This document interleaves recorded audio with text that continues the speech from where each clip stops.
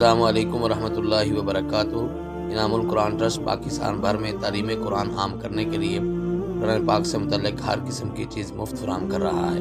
اللہ پاک قبول و منظور فرمائے، آمین ثم آمین۔ نحمده ونصلي ونسلم على اشرف الانبیاء والمرسلین، اما بعد فاعوذ باللہ السمیع العلیم من الشیطان الرجیم من حمزه ونفخه ونفثه وَلَقَدْ يَسَّرْنَا الْقُرْآنَ لِلذِّكْرِ فَهَلْ مِن مُدَّكِرٍ، اور یقیناً ہم نے قرآن کو نصیحت حاصل کرنے کے لیے بہت آسان کر دیا ہے، تو کوئی ہے جو اس سے نصیحت حاصل کرے۔ حضرات گرامی، اللہ رب العزت کے فضل و کرم سے رمضان المبارک کی ان بابرکت گھڑیوں میں انعام القرآن ٹرسٹ پاکستان کے زیر اہتمام ترجمۃ القرآن کا 40 روزہ شارٹ کورس جاری ہے، اور اس سلسلے کا آج 9واں سبق ہے۔ اور ہمارے سبق کی ترتیب کے مطابق سب سے پہلے ہم 2 حروف پڑھیں گے۔ تو پہلا حرف ہے من، اس کا مطلب ہے سے، اور یہ قرآن مجید میں سینکڑوں ہزاروں بار استعمال ہوا ہے۔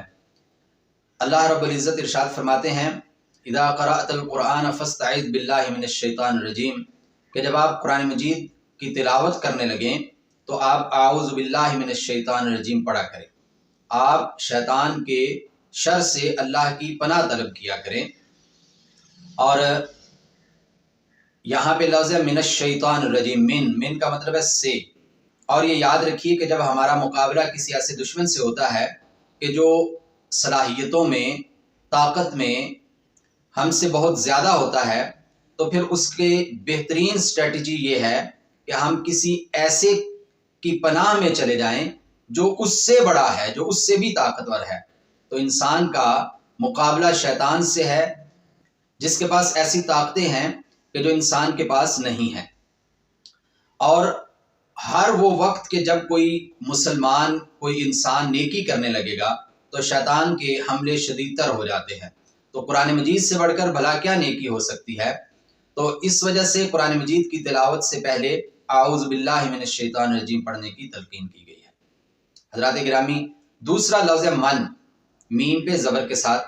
اس کا ایک معنی ہے کون اور دوسرا معنی ہے جو۔ قرآن مجید کی ایک ہی آیت میں دونوں معانی میں یہ لفظ استعمال ہوا ہے۔ فرمایا فمن اظلم ممن منع مساجد اللہ ان یذکر فیہا اسمہ، کہ اس شخص سے بڑھ کر کون ظالم ہو سکتا ہے کہ جو اللہ کی مسجدوں سے منع کرتا ہے، روکتا ہے کہ ان میں اللہ کا ذکر کیا جائے۔ تو پہلے ہے من اظلم، من کون، اور یہ جملے کے شروع میں جب آتا ہے تو اس کا مطلب کون ہوتا ہے، اور جملے کے درمیان میں جب آتا ہے جیسے ہے ممن منع، تو من منع، من کا یہاں پہ مطلب ہے جو۔ اور انگلش کا ایک لفظ ہے ہو، WHO، ہو، بالکل یہ اسی کا متبادل ہے، یا وہ اس کا متبادل ہے کہ ہو جب جملے کے شروع میں آئے گا تو وہ کون کے معنی میں ہے، اور جملے کے درمیان میں آئے گا تو وہ جو کے معنی میں ہے۔ اسی طرح من اگر جملے کے شروع میں آئے گا تو یہ اس کا مطلب ہے کون، اور اگر جملے کے درمیان میں آئے گا تو اس کا مطلب جو ہے۔ اور ہمارے سبق کا دوسرا حصہ ہے اردو اسماء، اردو نام، اردو اسم۔ پہلا اسم ہے خیر، خیر ہو، خیریت ہو، یہ لفظ ہم بہت زیادہ استعمال کرتے ہیں، اللہ خیر کرے۔ تو قرآن مجید میں اللہ رب العزت ارشاد فرماتے ہیں وَمَن يُؤْتَ الْحِكْمَةَ فَقَدْ أُوتِيَ خَيْرًا كَثِيرًا، وہ شخص جسے دانائی، حکمت عطا کی گئی، اسے بہت بڑی خیر عطا کی گئی۔ اور یہاں پہ خیر کا لفظ جو ہے یہ استعمال ہوا ہے قرآن مجید میں، یہ 178 مرتبہ یہ لفظ آیا ہے۔ اور دوسرا اسم ہے خیرات، صدقہ و خیرات کا لفظ ہم اردو میں استعمال کرتے ہیں، نیکیاں، نیکیوں کے معنی میں ہے یہ لفظ۔ فاستبقوا الخیرات، مومنین کو اللہ رب العزت بار بار یہ تلقین کرتے ہیں کہ وہ نیکیوں میں آگے بڑھیں، نیکیوں میں مقابلہ بازی کریں، مال و منال میں، محلات میں، بینک بیلنس میں مقابلہ نہیں، بلکہ وہ نیکیاں کرنے میں ایک دوسرے کا مقابلہ کریں۔ وفی ذلک فلیتنافس المتنافسون، یہ وہ نیکی کے کام ہیں کہ جس میں آپ لوگوں کو مقابلہ کرنا چاہیے۔ بہرحال مذکورہ آیت فاستبقوا الخیرات، اس میں خیرات کا لفظ استعمال ہوا ہے، اور قرآن مجید میں یہ لفظ 12 مرتبہ آیا ہے۔ حضرات گرامی، ہمارا آج کا تیسرا اردو اسم ہے درجہ۔ درجہ، درجات، یہ اردو میں بہت زیادہ استعمال ہوتا ہے مقام، مرتبہ کے معنی میں۔ وَلِلرِّجَالِ عَلَيْهِنَّ دَرَجَةٌ، اور مردوں کا ایک درجہ ان سے بلند ہے۔ عورتوں اور مردوں کے بارے میں اللہ رب العزت ارشاد فرماتے ہیں کہ مرد کے پاس چونکہ جسمانی اعتبار سے بھی طاقت ہے، اور اگر معاشرتی قوانین کا جائزہ لیا جائے تو ہمیں یہ بات ذہن میں رکھنی چاہیے، اور ہم دنیا میں ہر طرف دیکھتے ہیں کہ جہاں بھی چھوٹا بڑا کوئی معاشرہ قائم ہوتا ہے تو کسی ایک شخص کو کوئی درجہ دیا جاتا ہے، فیصلہ کرنے کا اختیار دیا جاتا ہے۔ تو خاندان کا جو ایک معاشرہ چھوٹا سا قائم ہوتا ہے، اس میں بھی کسی نہ کسی نے تو حاکم بننا ہے، چاہے وہ خاتون ہو، چاہے وہ مرد ہو، چاہے وہ بچے ہوں۔ تو اس میں اللہ رب العزت نے اپنی حکمت کے تحت مرد کو حاکم مقرر کیا ہے، اور بغیر حاکم کے بھی کوئی معاشرہ نہیں چل سکتا ہے، اور اگر وہ لوگ حاکم بن جائیں کہ جو کمزور ہیں تو پھر بھی معاشرہ نہیں چل سکتا۔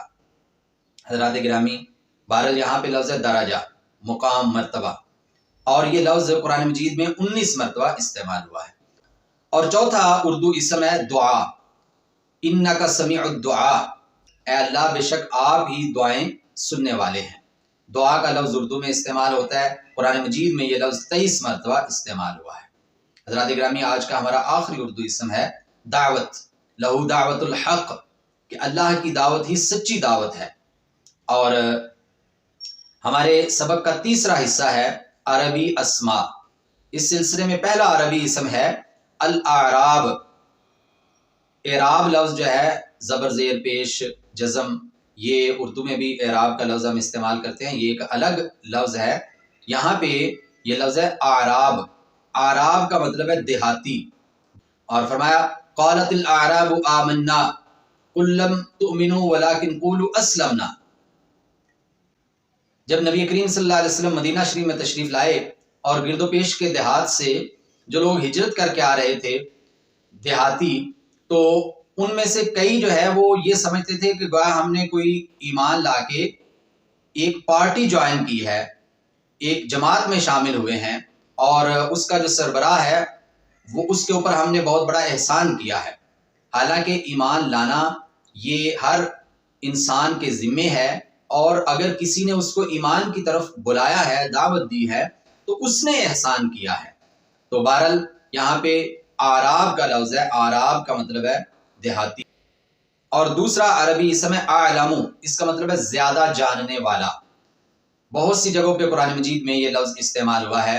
اعراب کا لفظ قرآن مجید میں 10 مرتبہ اور اعلم کا لفظ 33 مرتبہ 33 ٹائمز استعمال ہوا ہے۔ فرمایا ہوا اعلم بمن اتقى، کہ اللہ کی ذات ہی وہ ذات ہے کہ جو اس شخص کے بارے میں زیادہ جانتی ہے جو متقی ہے، کیونکہ تقوی اس کا تعلق دل سے ہے، تو دل کے ارادوں کو تو صرف اللہ ہی جانتے ہیں۔ حضرات گرامی، تیسرا عربی اسم ہے جمیعہ۔ یہ قرآن مجید میں 53 مرتبہ استعمال ہوا ہے۔ جمیعہ کا مطلب ہے اکٹھے، سارے، تمام۔ قُلْ اهْبِطُوا مِنْهَا جَمِيعًا، اللہ رب العزت نے ارشاد فرمایا کہ آپ سارے جنت سے اتر جاؤ نیچے زمین کی طرف۔ یعنی اللہ رب العزت نے حضرت آدم علیہ السلام سے، حضرت حوا علیہ السلام سے یہ ارشاد فرمایا کہ آپ زمین میں چلے جاؤ، اور یہ اللہ کی حکمت تھی اور اللہ کا یہ ازلی فیصلہ تھا کہ انسان نے بالآخر زمین پہ آ کے آباد ہونا ہے۔ تو یہاں پہ لفظ ہے جمیعہ، تمام، سارے۔ اور چوتھا عربی اسم ہے الظل، ضوا کے ساتھ، اس کا مطلب ہے سایہ۔ مومنین کو جنت میں جو نعمتیں ملیں گی، وہ شاندار درخت جو عطا ہوں گے، ان کی خوبیاں بیان کرتے ہوئے اللہ فرماتے ہیں کہ ان کا سایہ بھی ہمیشہ رہنے والا ہے اور ان کا پھل بھی ہمیشہ رہنے والا ہے۔ تو یہاں پہ لفظ ہے ظل، سایہ، اور یہ لفظ قرآن مجید میں 11 مرتبہ استعمال ہوا ہے۔ اور ہمارا آج کا آخری یعنی 5واں عربی اسم ہے العالمین۔ عالم واحد ہے اور عالمین جمع ہے۔ عالم کا لفظ تو اردو میں استعمال ہوا ہے جہان، دنیا کے معنی میں، لیکن عالمین کا لفظ جو ہے یہ بہت کم اردو میں استعمال ہوا ہے، اسی وجہ سے ہم نے اسے عربی اسما میں شامل کیا ہے۔ اور عالم اور عالم کا فرق بھی ہمیں ذہن میں رکھنا چاہیے۔ زبر کے ساتھ ہو عالم تو اس کا مطلب دنیا جہان، اور اگر زیر کے ساتھ عالم ہو تو اس کا مطلب ہے صاحب علم، علم رکھنے والا، پڑھا لکھا شخص۔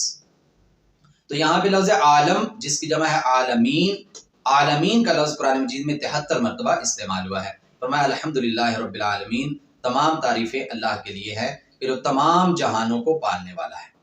حضرات اکرامی، ہمارے آج کے سبق کا آخری حصہ ہے عربی افعال، اور اس سلسلے میں پہلا فعل ہے تابا۔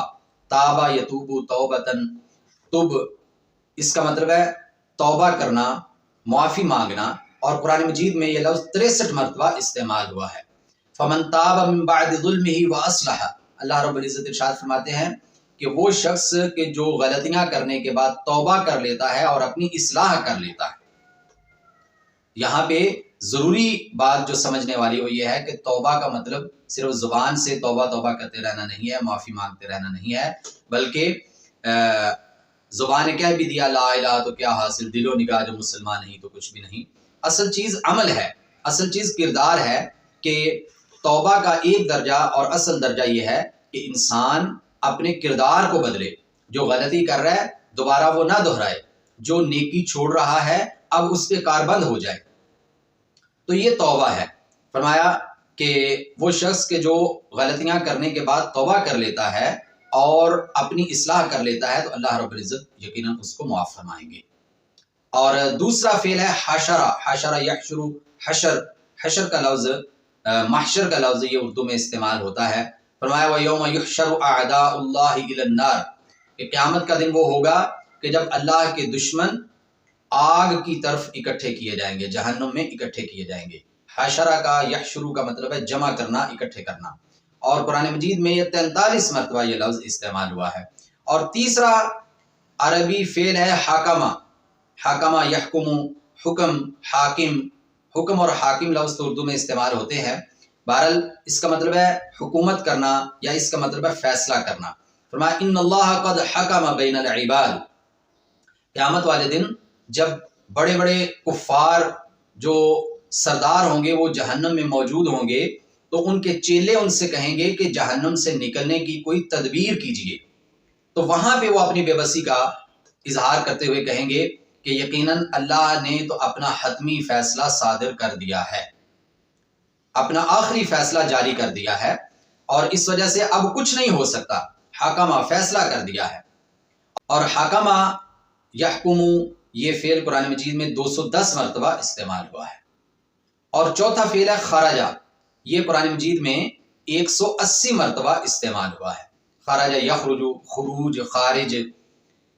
اور اللہ رب العزت ارشاد فرماتے ہیں والبلد الطیب یخرج نباتہ باذن اللہ، کہ جو اچھی زمین ہوتی ہے، زرخیز زمین ہوتی ہے، اللہ کے حکم سے اس سے اچھی اچھی کھیتیاں نکلتی ہیں۔ دراصل مومن کی اور جو فاسق اور کافر ہے، خبیث ہے، اس کی مثال دیتے ہوئے اللہ رب العزت ارشاد فرماتے ہیں کہ جیسے زمین اچھی ہو، زرخیز ہو، تو اس پہ جب بارش ہوتی ہے تو بڑے زبردست وہاں سے درخت، پودے، فصلیں اگتی ہیں، اور جو بنجر زمین ہوتی ہے، سیم زدہ زمین ہوتی ہے، بیکار زمین ہوتی ہے، ناکارہ، تو اس پہ بارش بھی ہوتی ہے تو یا تو کچھ نہیں اگتا یا پھر معمولی جھاڑ جھنکار اور گھاس پھوس اگتا ہے۔ اور یہاں پہ ارشاد فرمایا یخرج نباتہ، تو اس کی کھیتی نکلتی ہے، خراجہ کا مطلب ہے نکلنا۔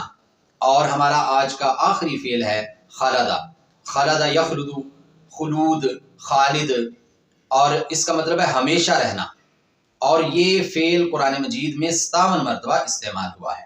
حضرات گرامی، اللہ رب العزت ارشاد فرماتے ہیں وَتَتَّخِذُونَ مَصَانِعَ لَعَلَّكُمْ تَخْلُدُونَ، قوم عاد پہاڑوں کو تراش کر، کھود کر اس میں بڑے عالی شان محلات بناتے تھے، تو ان کے پاس آنے والے جو نبی تھے انہوں نے ان سے یہ کہا کہ تم اتنے زبردست محلات بنا رہے ہو ایسے کہ جس طرح تم نے ہمیشہ یہاں پہ رہنا ہے، یعنی ان کو قیامت کی یاد دلا رہے ہیں، ان کو موت کی یاد دلا رہے ہیں کہ موت اور موت کے بعد کی زندگی کے لیے بھی کچھ کرو، اپنی ساری توانائیاں جو ہیں وہ اس دنیا کو پر آسائش اور خوبصورت بنانے کے اوپر لگا رہے ہو۔ اور آج کے مادیت زدہ زمانے کے اندر ہمارے لیے اس میں بہت بڑا سبق ہے، اور اس میں ایک چھوٹا سا اور فوری طور پہ جو ہم ایک لٹمس پیپر پہ جیسے ٹیسٹ کرتے ہیں، تو وہ جو ہم کر سکتے ہیں، اپنا فوری تجربہ کر سکتے ہیں کہ اپنے ایک دن کا جائزہ لیں کہ اپنی دنیا کو سنوارنے کے لیے کتنے گھنٹے ہم نے کام کیا اور اپنی آخرت کو سنوارنے کے لیے کتنے گھنٹے کام کیا، تو ہمیں خود ہی سمجھ آ جائے گی کہ ہماری ترجیحات کیا ہے۔ اللہ سے دعا ہے کہ اللہ تعالیٰ آخرت کو، جنت کو اور اپنی رضا کو ہماری بہترین ترجیح بنا دے، اور ہمیں اس کے لیے کام کرنے کی توفیق عطا فرمائے، اور قرآن مجید سے ہمیں جڑنے کی، محبت کرنے کی، سمجھنے کی، عمل کرنے کی اور پھیلانے کی توفیق عطا فرمائے۔ وما علینا الا البلاغ المبین۔